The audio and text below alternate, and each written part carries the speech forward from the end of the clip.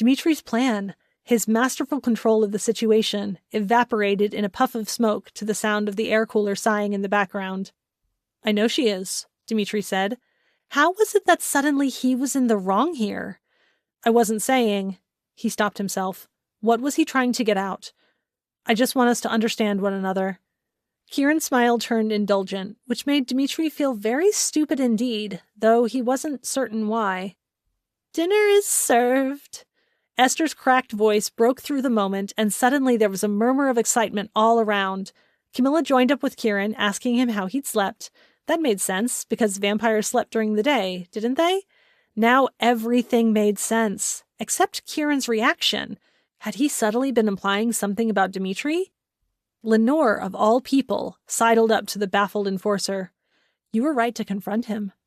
Dmitri turned to her, but kept his face impassive. An old trick for both buying time and waiting to see what others might reveal. It seemed to have worked because she carried on. "Kieran is planning something for tonight. For you." She made some very meaningful eyebrow motions at him, but for the life of him, he couldn't read what she meant by them. He considered asking outright, but he didn't want to appear like he needed the help, not in front of Lenore, and he certainly didn't want to owe her something. He waited again. She performed one final jig with her eyebrows, winked, and then walked away. Well, that answered precisely nothing, he thought to himself. Except that he'd been right. Now he had the advantage.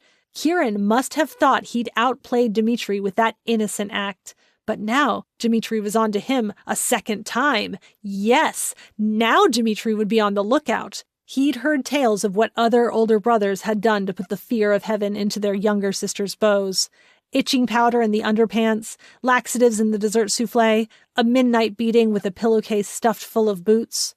Well, Dmitri wasn't planning on spending the night, and he planned on keeping his dessert close and his underpants even closer.